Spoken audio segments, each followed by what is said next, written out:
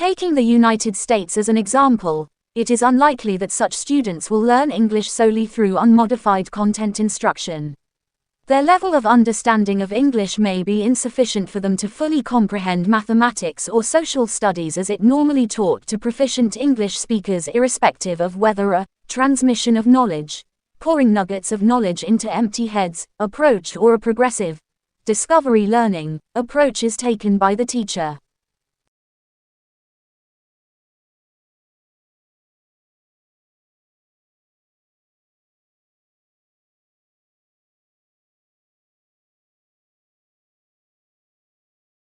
The Anglophone North American cultural influence is often so strong and pervasive that French immersion children are in danger of becoming passive rather than active bilinguals outside the school gates. The same occurs in immersion schools in many other countries, where the minority language is a language of the classroom, but the majority language is the peer, prestige, language in the schoolyard and on the streets.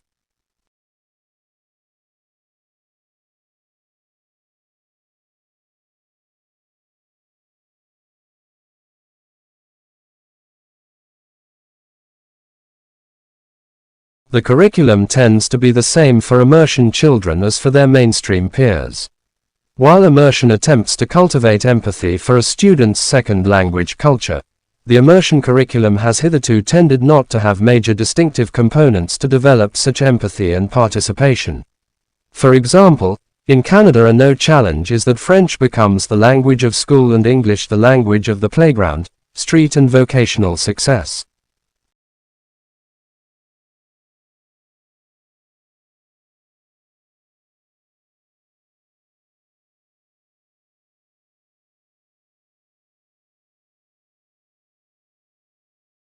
Another danger is that the mother tongue is used by the bilingual assistant mainly for discipline and control but not for content learning, sending the wrong message about language use and function. Conversely, in teacher-centered and lecture-dominant classrooms, the bilingual assistant may not be able to provide much help beyond looking over the students' shoulders, pointing to things in their books and on their worksheets, and occasionally whispering a bit to the students in their home language so as not to interrupt the teacher or disturb the rest of the class.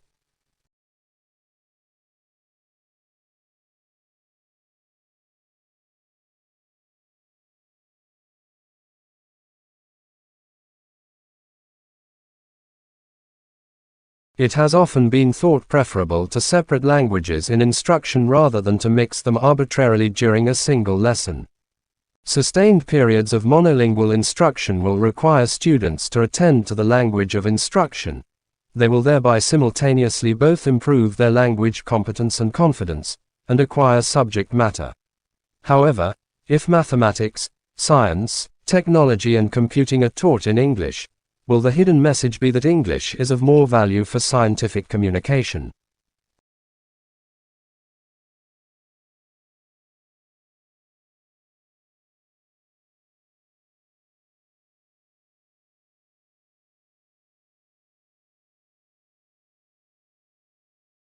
Another suggestion for adapting the notion of creativity to suit young children is to put the emphasis on the creative process, rather than to judge the quality of the products.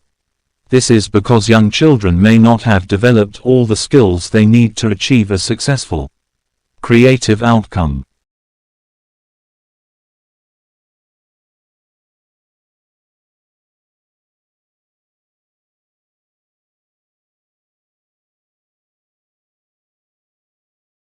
This creates a bilingual resource that enables the student to learn in their home and stronger language while they are acquiring a majority language such as English. This discussion will be extended in terms of scaffolding, see the next section. In the UK and US experience, however, there are a few challenges to using bilingual teaching assistants properly. One danger is that the bilingual assistant uses English.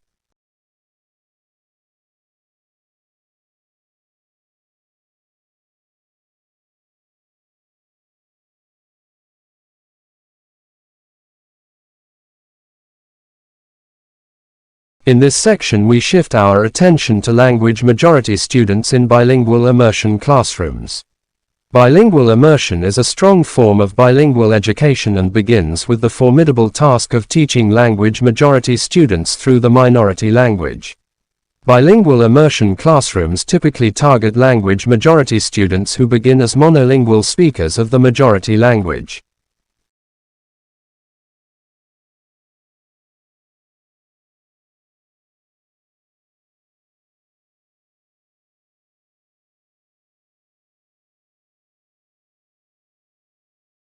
Talent usually refers to the possession of a high degree of aptitude and skill in a given area, such as music or mathematics, but would not necessarily imply either a high degree of originality or an ability to demonstrate creative abilities outside the specific area.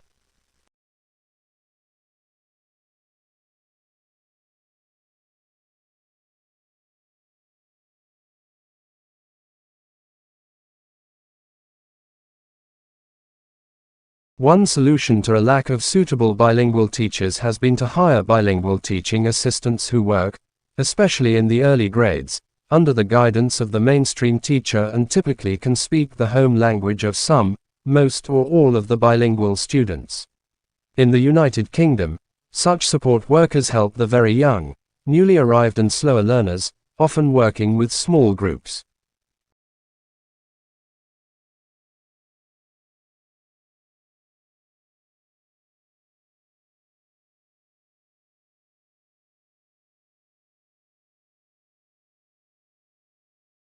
The minimum time the second language needs to be used as a medium to ensure customary achievement levels is 4 to 6 years.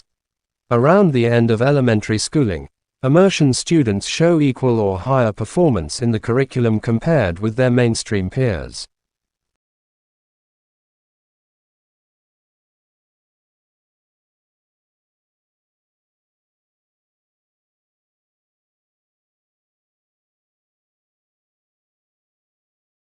The Robinson Report argues that, while there are strong links between the expressive arts and creativity, viewing creativity as solely or mainly the province of the arts is unhelpful because it can lead to a denial of the role of creativity in other areas, such as science and mathematics.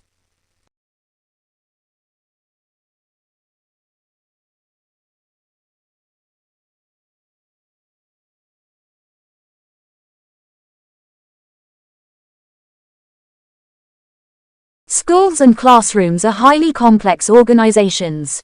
They are sites where there are a multitude of actions and reactions, inputs and processes, variable and changing environments, and differing local, regional and national expected learning outcomes, targets and outputs. The formula for success is never simple, partly as success is diversely defined and understood, and partly as perceived effectiveness varies across person, administration, region and time.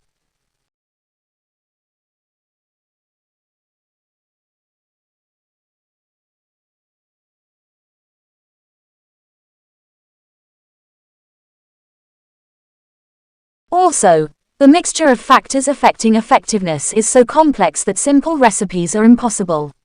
Effectiveness inevitably goes far beyond language medium and language outcomes, to embrace the full education of a student.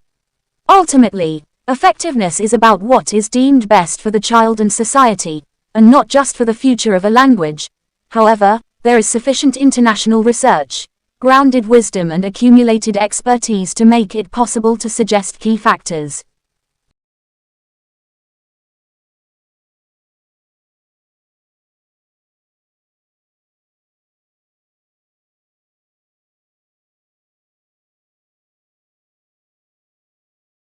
It is important to repeat the distinction between teaching a language and teaching through a language.